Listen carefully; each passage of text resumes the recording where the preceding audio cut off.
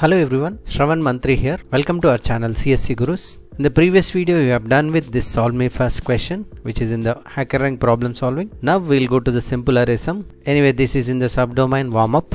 So we'll see this question now. I have given the link of this question in the description. You can check the link. So the problem statement here, it is asking simple array sum. So the elements are given in an array. You just have to print the sum. If it is 1, 2, 3, the total is 1 plus 2 plus 3, which is 6. You must return it. So complete the simple array function. If you see the some more test cases, there are n value it is given 6 elements, 1 plus 2 plus 3 plus 4 plus 10 plus 11 has to be done, which is 31 is the output.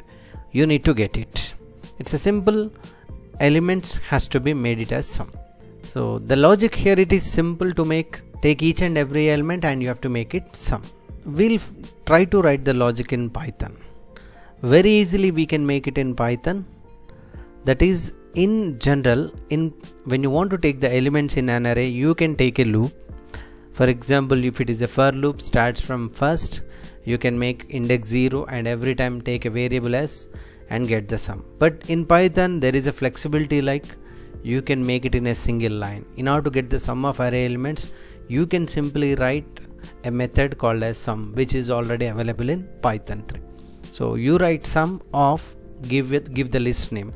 What is the list name? Here it is. You can check it out. AR. The list name is AR. Sum of AR, which means it takes all the elements in the list and gets the sum. Now which must be returned. So you write here return sum of AR. You can make this much simple in Python. So it selects all the elements in the list one by one, it makes the sum and directly return the sum. It's a one line answer. You can make it in Python. Just run the code. Yeah, success. And we'll submit the code. We'll verify with the remaining test cases. There are 3 test cases. We'll see all these 3 test cases are passed. So the answer is, even you can check like this. It is, you can unlock and you can see these are the elements and check it out. What is the sum? Yes, successful. It is verifying with our code at the back end and it is giving whatever is needed. And also I recommend you to watch the top 90 data structure MCQs. And here I kept totally 18 videos, which is of 5 MCQs each video.